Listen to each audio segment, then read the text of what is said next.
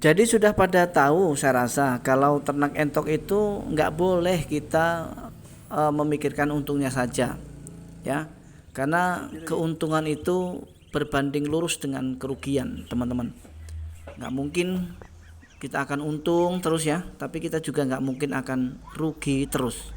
Meskipun begitu, kita sebagai peternak tentunya sangat menggantungkan harapan ya untuk kita selalu mendapatkan keuntungan. Meskipun terkadang keuntungan yang kita dapatkan tidak sesuai dengan yang kita targetkan. Kali ini kita akan sharing tentang manis pahit ternak entok sistem pembibitan, teman-teman. Setelah yang mau lewat ini dulu.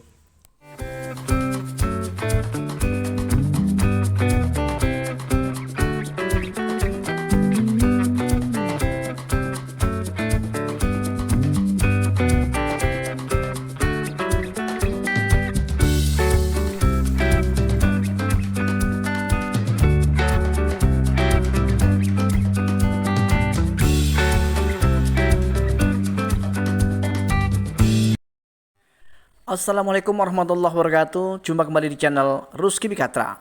Apa kabar Anda hari ini?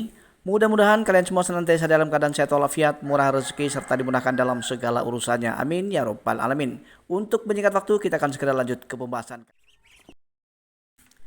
Sebagaimana tema teman-teman, jadi kali ini kita akan ngobrol santai ya, lebih santai dari biasanya karena video kali ini kita hanya akan sharing tentang manis pahit ternak entok ya, khususnya adalah untuk sistem pembibitan. Kenapa menurut kami penting ya untuk kita bahas dan untuk kita obrolkan? Tujuannya supaya nanti kita semua tidak terjebak atau terbuai hanya dengan keuntungan dan keuntungannya saja. Padahal sejatinya beternak entok itu ya di mana ada untung pasti suatu saat ada rugi ya. Takutnya nanti kalau kita semua terbuai dengan keuntungannya terus, maka kita nanti akan drop ya, kita akan down, kita tidak akan semangat lagi ketika suatu saat kita mengalami kerugian. Sehingga antisipasi itu menjadi penting supaya kita akan tetap semangat baik dalam untung maupun dalam rugi ya, teman-teman. Nah, kemudian lebih daripada itu, sesuai dengan pengalaman teman-teman dan sobat semua, secara otomatis ketika kita sudah tahu kuncinya ada untung dan ada rugi, maka kita hanya berkewajiban untuk mengantisipasi terjadinya kerugian. Contohnya dalam beternak entok ya, yang mengakibatkan, yang menyebabkan kita menjadi rugi misalnya dari indukan itu sendiri tidak produktif ya, tidak lancar memproduksi telur, itu juga membuat kita rugi. Kenapa? Karena nanti tidak akan sesuai antara biaya pakan yang sudah kita keluarkan dengan hasil produksinya. Lanjut ke hal yang kedua, teman-teman. Hal yang perlu diwaspadai, yang perlu diantisipasi ya, adalah masuknya musim penyakit, virus katakanlah begitu. Nah, sampai kepada saat ini saya pribadi ya teman-teman sudah bertahun-tahun beternak entok ya, belum juga tahu kapan sebetulnya virus ini akan masuk ke kandang. Sehingga tugas kita hanya mengantisipasi atau waspada. Terkadang kita sudah melakukan antisipasi dengan menggunakan vitamin misalnya, kemudian hal-hal atau bahan-bahan yang bisa membuat entok ini menjadi kebal terhadap virus, tapi pada faktanya ketika virus itu masuk masih juga terkena, dan itu banyak yang mengalami ya teman-teman, banyak yang mengalami. Jadi kalau virus itu sudah masuk ke kandang, maka biasanya tidak akan ada yang bisa terselamatkan. Ini juga termasuk bagian daripada resiko pahit ketika kita beternak entok ya teman-teman. Jadi kalau virus ini tidak pandang bulu, baik ternak pembibitan maupun ternak pembesaran, itu tetap saja akan diserang oleh virus teman-teman. Kemudian resiko pahit selanjutnya dalam beternak entok khususnya adalah untuk pembibitan teman-teman. Jadi ketika kita tidak mampu untuk membuat indukan entok ini memproduksi banyak telur. Nah, ini yang fatal teman-teman ya.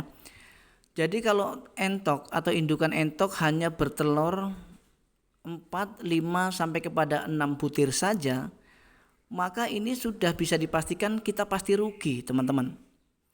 Apa alasannya?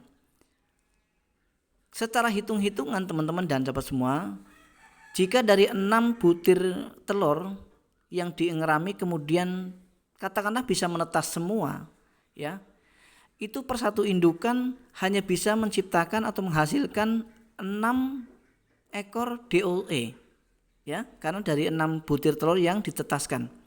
6 ekor DOE entok ini jika kita kalikan 10.000 saja itu baru 60.000 hasilnya.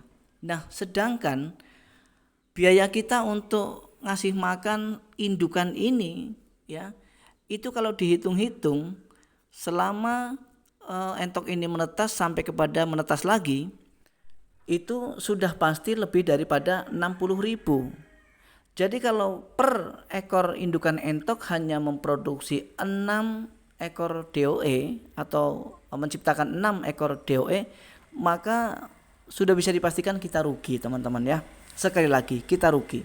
Maka dari itu kemudian tugas kita adalah membuat indukan entok ini bagaimana caranya supaya bisa menghasilkan telur sebanyak mungkin.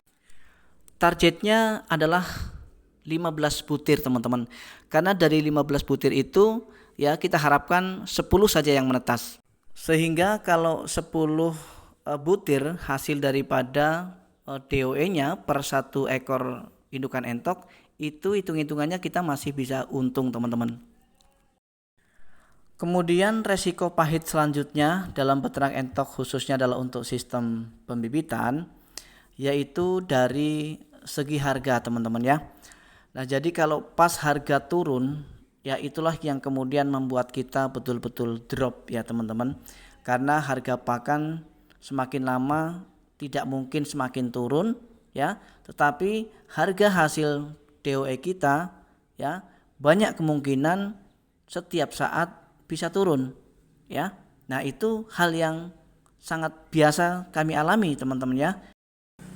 Resiko terakhir atau pengalaman pahit terakhir ketika kita beternak entok, ya teman-teman, itu adalah ketika kita dirusui oleh maling, teman-teman, ya. Seperti kejadian sekitar 3 minggu yang lalu, yang mana kami harus kebobolan basor sekitar 8 ekor, teman-teman. Jadi intinya, teman-teman, sharing kita kali ini hanya sebatas mengingatkan, khususnya adalah untuk pemula, bahwa ketika kita memang sudah menjiwai dalam usaha ternak entok, sebaiknya kita jangan sekali-kali membayangkan manisnya saja, tetapi resiko-resiko pahit juga harus kita perhitungkan dan harus kita antisipasi. Sampai di sini dulu perjumpaan kita kali ini, teman-teman. Mudah-mudahan kita akan diberi kesempatan kembali untuk berjumpa di esok hari. Assalamualaikum warahmatullahi wabarakatuh. Salam ternak dan salam satu hobi.